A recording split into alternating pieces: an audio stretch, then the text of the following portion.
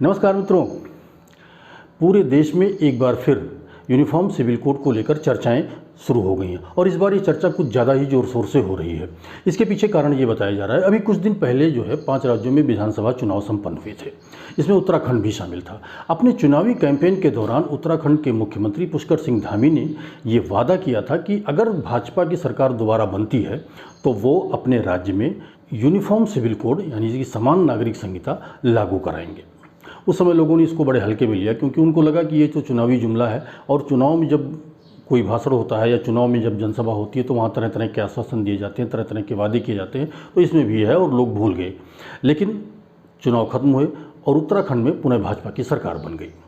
इसके बाद जो कैबिनेट की पहली बैठक हुई उसमें पुष्कर सिंह धामी ने एक कमेटी गठित करने की घोषणा कर दी और उसके बाद ये कहा कि ये कमेटी बहुत जल्दी जो है राज्य में समान नागरिक संहिता लागू करने का मसौदा पेश करेगी। और इसके बाद पूरे देश में एक भूचाल सा आ गया, इस पर चर्चाएं शुरू हो गई, लोगों ने इसका विरोध करना शुरू कर दिया। तो क्या है यूनिफॉर्म सिविल कोड, क्या है समान नागरिक संहिता, इन सारी चीज़ों पर इस वीडियो में हम चर्चा करेंगे। अगर आपने अभी तक इस चैनल को सब्सक्राइब नहीं किया तो सब्सक्राइब करें और बेल आइकन जरूर दबाएं जिससे जो भी वीडियो मैं इसमें डालूँ उसका नोटिफिकेशन आपको मिलता रहे।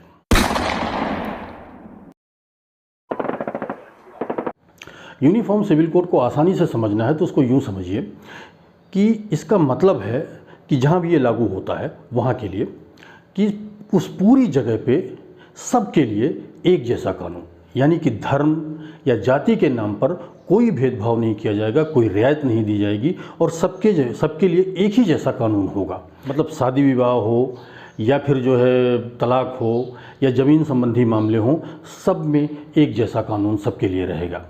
मतलब साफ है कि धर्म के नाम पर अब कोई रियायत नहीं दी जाएगी। और यही बात कुछ कट्टरपंथियों को नागवार गुजरी और उन्होंने इसका विरोध शुरू कर दिया क्योंकि उनको पता था कि अगर ये कानून लागू होता है तो उनकी जो दुकान अभी तक चली आ रही है या चल रही है उनकी दुकान, वो बंद हो जानी है। और अगर वो दुकान बंद हो गई तो फिर उनका क्या होगा। और इसीलिए वो लोगों को बरगला कर इसके विरोध में खड़ा करने की कोशिश कर रहे हैं, इसको धर्म से जोड़कर एक नया रंग देने की कोशिश कर रहे हैं। असल में देश के कानून में अभी तक धर्म के नाम पर बहुत सारी रियायतें मिली हुई थी, इसलिए कई मामलों में देश का कानून प्रभावी नहीं हो पाता था, जैसा कि गुजरात के शाहबानो केस में हुआ था। तब सुप्रीम कोर्ट ने देश में यूनिफॉर्म सिविल कोड की आवश्यकता जताई थी। सुप्रीम कोर्ट ने अपने फैसले में कहा था कि इस देश में अब यूनिफॉर्म सिविल कोड की सख्त आवश्यकता है। लेकिन तत्कालीन प्रधानमंत्री राजीव गांधी ने सुप्रीम कोर्ट के फैसले को पलटते हुए शरीयत को प्राथमिकता दी और तब से ऐसे ही चला आ रहा है। इसको यूँ समझिए कि मौजूदा समय में मुस्लिम, ईसाई और पारसी के लिए अलग पर्सनल लॉ है, जबकि हिंदू सिविल कोड के तहत हिंदू, सिख, जैन और बौद्ध अपने मामलों का निपटारा करते हैं। इस तरह की व्यवस्था की आड़ लेकर अन्याय और जुल्म भी होते रहते हैं। इसका सबसे बड़ा उदाहरण 3 तलाक था, जिसे सरकार ने खत्म कर दिया। अब सवाल यह है कि इसका विरोध क्यों हो रहा है। दरअसल लोगों का ये मानना है कि इसके लागू होने से उन्हें जो धार्मिक रियायतें मिली हुई हैं वो ख़त्म हो जाएंगी और उसकी आड़ में जो उनकी मान्यताएं हैं, जो उनकी परंपराएं हैं, वो उनका अधिकार छिन जाएगा और ये सारी चीज़ें खत्म हो जाएंगी। और इसका सबसे ज़्यादा असर मुस्लिम कट्टरपंथियों पे पड़ रहा है। ओवैसी ने तो यहाँ तक कह दिया कि अगर समान नागरिक संहिता लागू की जाती है तो देश में हालात बहुत अच्छे नहीं होंगे। अब ओवैसी को कौन समझाए कि ये तो 370 के टाइम पे भी कहा गया था, 3 तलाक पे प्रतिबंध लगता है तो भी देश में हालात ख़राब होंगे। सीए या बहुत सारी चीज़ें थी जब हमेशा धमकी दी गई थी कि देश में हालात ख़राब होंगे, लेकिन ऐसा कहीं कुछ हुआ नहीं और देश तब भी चल रहा था और अब भी चल रहा और बहुत अच्छे तरीके से चल रहा है।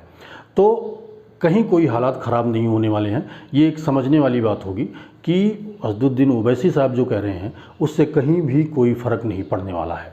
दरअसल बाबा साहब डॉक्टर BR आम्बेडकर ने संविधान बनाते समय कहा था कि समान नागरिक संहिता वांछनीय है, यह फ़िलहाल इसे स्वैच्छिक रहना चाहिए।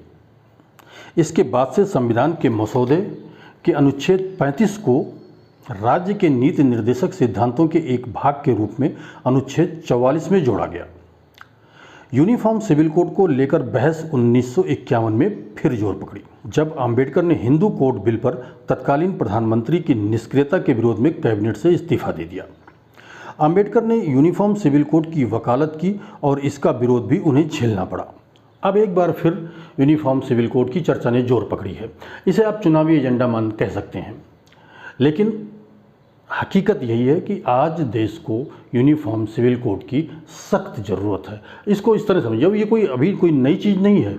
187 साल पहले अंग्रेज़ों ने एक रिपोर्ट पेश की थी, जिसमें भारतीय कानूनों के संहिताकरण में एक रूपता की सख्त ज़रूरत पर बल दिया गया था।